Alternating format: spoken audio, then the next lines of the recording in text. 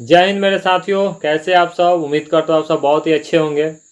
अपना और अपने परिवार का ख्याल रखिए, समझे। आगे बढ़ने से पहले बता दूं कि मैं हूँ अक्षय और मुझे पोस्ट ग्रेजुएट के साथ 12 साल काम करने का अनुभव है। और मेरा जब जनवरी आएगा, जनवरी 2024 में 13 साल कंप्लीट कर दूंगा, ठीक है ना। तो एक लंबा चौड़ा अनुभव है मुझे पोस्ट के साथ काम करने का। और मैं इस वक्त सिस्टम एडमिन के पोस्ट पर हूँ। मैं और कंप्यूटर का जो सिस्टम होता है उसे मैं हैंडल करता हूँ और साथ साथ मैं अपने पीए के पोस्ट को भी संभाल रहा हूँ, ठीक है ना। तो ये तो होगी मेरी बात। आगे बढ़ने से पहले मैं आप लोग बताता हूँ कि मेरे चैनल पर आप नए हैं तो कृपया मेरे चैनल को सब्सक्राइब कीजिए, लाइक कीजिए, शेयर कीजिए और इसे आगे फॉरवर्ड करते रहिए, क्योंकि मैं आपको जो भी वीडियो बताऊँगा दिल से मैं आपकी मदद करना चाहूँगा, ठीक है ना। और मैं जो भी बात बताऊंगा सही बात बताऊंगा, किसी भी तरह का कोई भी बनावटी बात मैं आप लोग के सामने नहीं रखता हूँ, ठीक है ना। और यही वजह है कि लोग सही बात सुनना नहीं चाहते हैं, ठीक है ना। चलिए आज हम बात कर रहे थे जीडीएस का। जो मैं आपको बता दूं कि जीडीएस का जो बहाली है वो हो ही नहीं रही है। अभी जो हाल फिलहाल में जो आपका जो शॉर्ट लिस्ट आया था, शॉर्ट उस लिस्ट में मैं आपको बता दूं कि मेरे डिवीजन में इस बार 94 वैकेंसी रिलीज किया गया था, जो कि अभी तक मैं आपको बता दूं कि बच्चे डीबी के लिए पहुंच ही नहीं रहे, क्योंकि बच्चे का जो नंबर है वो 100 है, 99 है, 97 है। उसमें मैं बता दूं कि अभी तक मात्र 6 बच्चे ही पहुंचे हैं डीबी वेरिफिकेशन में।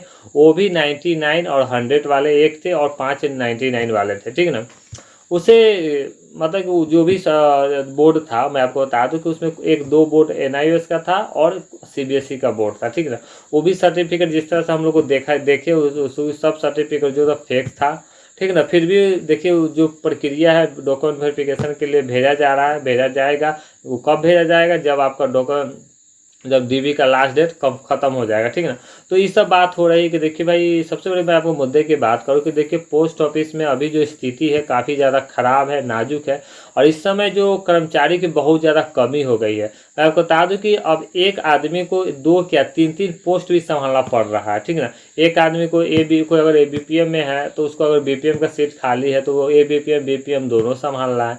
अगर कहीं पर एबीपीएम और बीपीएम दोनों सीट पर आदमी है तो उसमें से एक सीट आदमी को हटाए जहाँ पर बीपीएम का सीट खाली, यानी कि अनदर सीट, जैसे एबीपीएम में है आप और कहीं बीपीएम का सीट खाली है तो उसको वहां भेज कर दोनों काम वहां का कराया जा रहा है। मतलब कि और उसके मतलब पैसा कुछ नहीं दिया जा रहा। देखिए मैं आपको बता दूं कि अटैचमेंट का जो है 2318 रुपया बनता है। किसी किसी जगह 2725 रुपया है। तो 2725 रुपया ऐसे जगह पर है जो आपके शहरी क्षेत्र में आते हैं, जो गांव के क्षेत्र में जो आता है, रूरल इलाका में जो बीओ होंगे उनको आपको 2325 रुपया शायद ऐसा ही है, 2325 या 2300 के कुछ रुपया के आसपास है। मैं उतना कंफर्म मुझे याद नहीं है, क्योंकि यही है। तो देखो वही आपको पैसा मिल रहा है। उसके अलावा आपको दोनों सीट काम करना है, एक कैंडिडेट को दो दो तीन तीन सीट पर काम करना पड़ रहा है। मैं आपको बता दूं कि मेरे ही डिवीजन में, मेरे ही ऑफिस में एक आदमी को एक नहीं तीन तीन काम धरा दिया गया है उसे। तो देखिए एक होता है जीडीएस रनर, मतलब कि आपका कहीं से डाक उठा के अपने ऑफिस में ले आना है, पहला काम हो गया। दूसरा काम है पैकर का। पैकर का काम होता है कि डाक को काटना, छाटना, सॉर्टिंग करना, बीओ को देना, एसओ को देना, फिर जो मिसेंट आएगा उसे रिकॉर्ड मेंटेन करना, फिर उसको रिकॉर्ड मेंटेन करके और कोई इसमें अथी RTS artificial return to sender है उसको मतलब कि व्हाट्सएप के ग्रुप से मतलब बना उसे कहीं हम लोग को भेजना पड़ता है। ये सब चीज़ उसको पैकर को करना पड़ता है। फिर साथ में ऑफिशियल काम भी पैकर करना है, जैसे कि किसी पार्टी को फॉर्म भरवा देना है, फॉर्म देना है, हमें कोई फाइल निकालना है। मतलब कि पैकर को काफ़ी ज़्यादा परेशानी होती है। उसके अलावा उन्हें चिट्ठी भी बांटना पड़ रहा है। तो एक एक बंदे को 3 या 4 काम दिया जा रहा है। ये कारण है कि सीट भर नहीं रही है, क्योंकि बच्चे जो है डॉक्यूमेंट वेरिफिकेशन में पहुंच नहीं रहे। जो बच्चे पहुंचे वो फेक है, जो बच्चे फॉर्म भर रहे हैं वो सब फेक है। अब एक नया तरीका अपनाया है बच्चों लोग ने। हम लोग के पास बहुत सारे कॉल भी आए, चाहे हम बहुत सारे चीज़ हमने अपने डिवीजन में देखा भी है कि बच्चे का नंबर होता है मान लीजिए 70 या 78 या 75, तो वो 100% पर फॉर्म भर देते हैं। और बच्चे हमारे यहाँ बच्चे आए हैं, मान लीजिए कि उन्हें देखिए उसे हकीकत बता दो कि देखिए नियम है कि उसको भाई फ्रॉड करने के तरीका में हम उन्हें जेल भेज सकते हैं, इतना पावर एसपी के पास होता है। लेकिन उस बच्चे को समझा बुझा कर वापस कर दिया जाता है कि अब बच्चे अगर जोर करें तो आओ भाई तुम्हारा हम इलाज करते हैं। बच्चे समझ गए तो ठीक है, नहीं समझे तो भाई अपनाओ इलाज का, तो बच्चे समझ गए तो वहाँ पर एब्सेंट लिख के उस सीट को वैकेंट दिखा दिया जाता है। तो सबसे अच्छा तरीका इस वजह से पोस्ट ऑफिस का जो है अति सीट भर नहीं रहा है और बच्चे बहुत ज़्यादा परेशान है। हकीकत है कि बिहार में जितने भी बच्चे आ रहे हैं, तो हकीकत है कि 100% 99% किसी भी बच्चे का नहीं आता है। सीबीएसई में आता है तो वो भी शायद पूरे भारतवर्ष में हम मुझे समझता है 10 15 20 या 50 बच्चे का हो, चलो भाई 100 बच्चे का ही होगा पूरे भारतवर्ष में, 100% चाहे 99% है, वो बच्चे जीडीएस में क्यों आएंगे, वो नहीं आएंगे। और 100% 100% जो 99 वाले बच्चे आ रहे हैं वो सब फेक है, तो उस पर किसी भी तरह कोई ध्यान नहीं देना है, ठीक है ना। तो कारण यही है कि देखिए अभी कुछ नहीं कहा जा सकता है। और एक मैं अगर आप इस वीडियो में यहाँ तक आए तो मैं बता दूँ कि देखिए पोस्ट ऑफिस को निजीकरण करने की ओर प्रक्रिया बढ़ रही है।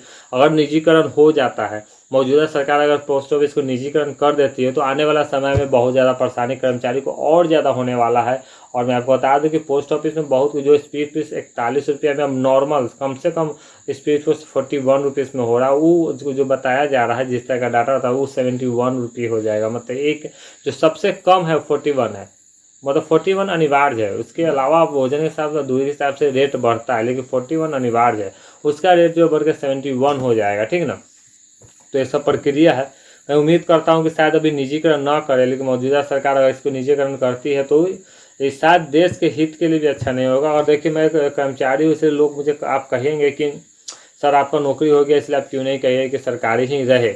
लेकिन हम लोग मेहनत करते हैं, हम लोग जहाँ भी है वहाँ मेहनत करते हैं, हम लोग पोस्ट ऑफिस को चलाते हैं, क्योंकि अभी हम लोग नए हैं, युवा है, हमें पता है कि क्या करना है नहीं करना है, ठीक है। क्योंकि हम अपने काम के प्रति अगर ईमानदार नहीं रहेंगे तो मुझे पता है कि मुझे उसका जो है सही वैल्यूएशन नहीं मुझे मिलेगा। देखिए मैं कहने के लिए ईमानदारी से मैं काम करता हूँ कि जो मैं कम पैसा कमा कर लाता हूँ, मैं अगर ईमानदारी से कमा कर लाता हूँ तो मेरे बाल बच्चे, चाहे मेरे मम्मी पापा, मेरे भाई, चाहे मेरी पत्नी, चाहे जो भी कोई बच्चे उसमें से खाना, जो भी उसमें बच्चे से खाएंगे उनको लगेगा, करेंगे, ठीक है।